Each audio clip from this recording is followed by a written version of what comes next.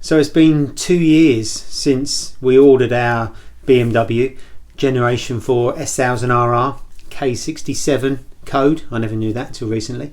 But we finally raced it. We decided to do the final round of the MRO Powerbike Championship at Brands GP on the 3rd and 4th of October. Now, we'd never planned to race this late on in the season because of the weather, really. We were going to do some nice sunny summer rounds, but that obviously never happened. So this was our chance to get a bit of racing under our belt before the end of the season already. Unfortunately, it rained from start to finish, all the way through Friday practice, Saturday qualifying, Saturday race and the 2 Sunday races. So I was learning the bike as I was going along, with a gaggle of other lunatics around me going into the first corner and on the first laps where it's chaos, and I was still figuring out what the tyres were going to do, what the bike was going to do. So it was a bit of a baptism of fire.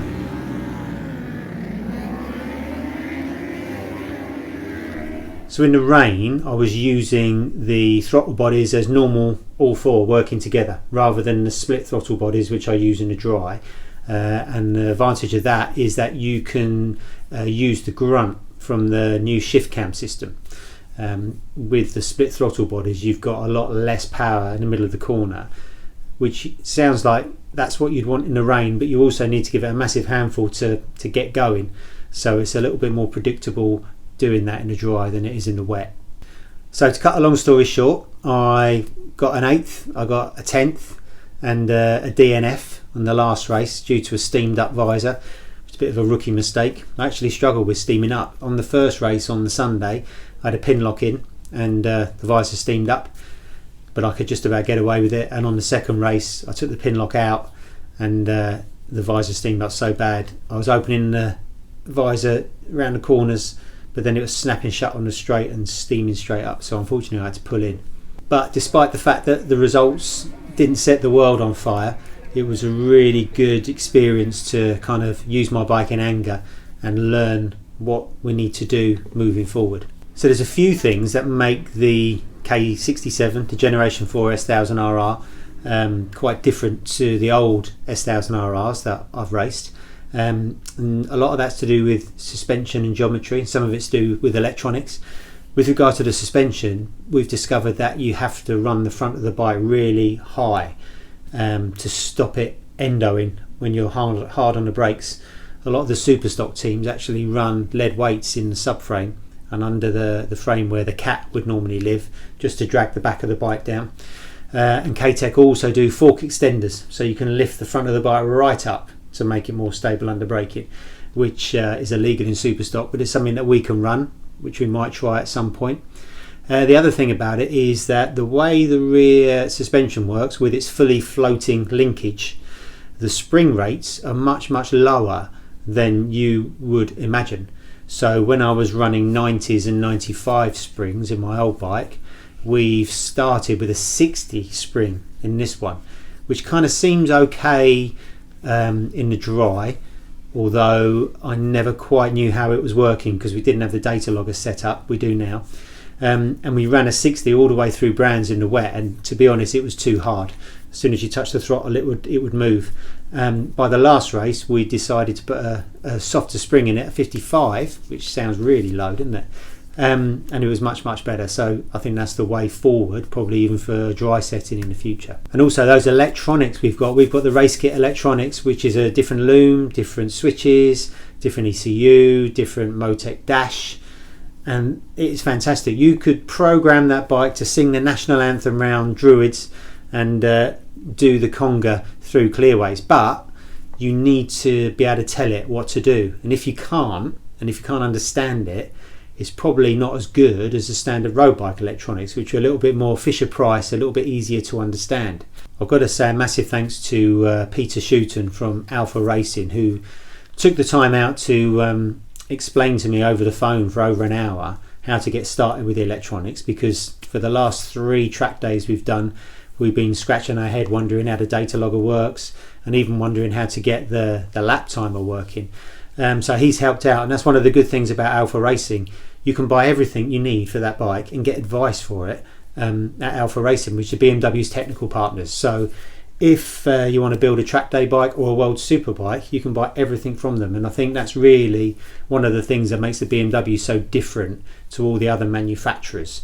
Say for example you buy an R1 or a Fireblade, there's lots of specialists that can help you go racing and sell you the parts, but none are a one-stop shop or supported by the manufacturer like Alpha Racing and BMW are. So some of the things you can change: you need 3 sets of software to make the bike work. You need a calibration kit, which is basically your way into the ECU to be able to change the parameters. So before we started at Brands, thanks to Peter's advice, we put in the different wheel sizes or tyre sizes for the new taller Pirellis, so the traction control and everything works properly. We also updated the latest software, so every now and then you get software updates and it changes everything from how the split throttle butterflies work, the starting procedure, everything they've learnt along the way. They give you a new software updates and you can put that into the bike, which is really cool. And one of the other things I did was to reduce the revs for the launch control. I moved it down to 8,000 revs, so when that bike comes to a stop in first gear, it automatically activates the launch control, so you can't pull away normally. You've got to hold it against the launch control limiter and then feed the clutch out and pull away in a normal way, but it's a lot smoother than the old bike, as we discovered, so that really works well.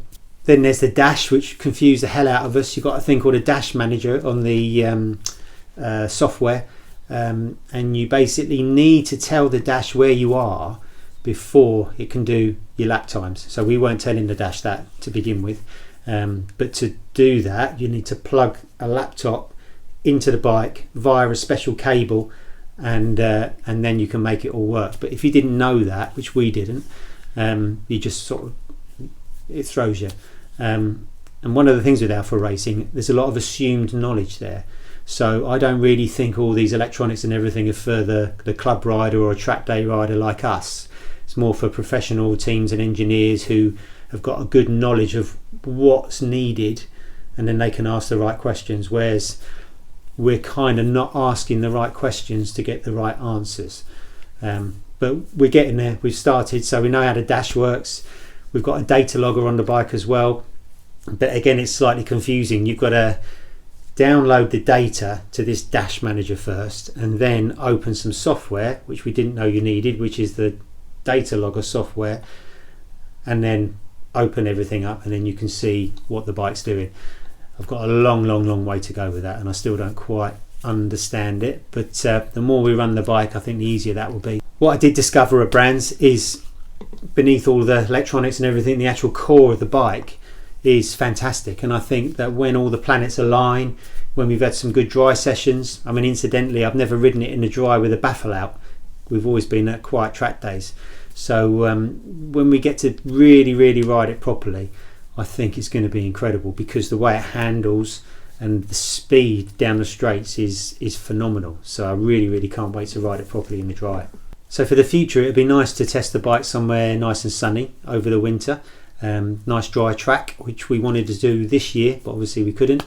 But obviously it depends how the world's going to look over the next few months. And then next year, if all goes well, we're going to sort of click into the program that we were going to do this year and pick and choose some races over the summer in the UK with MRO Power Bike and Thundersport GP1. And also hopefully do some endurance racing, teaming up with Team Edge, which would be really cool. We'd like to do Spa again, we'd like to do Mugello, maybe a few others. So that's something to look forward to if the world lets us. That just leaves me to say a massive thank you to all the lovely people that have helped me along the way, and thank you to you for watching. This is me. It's me, Debs, and Rog. Oh, he's having his dinner. Here he comes. There he is. Hey.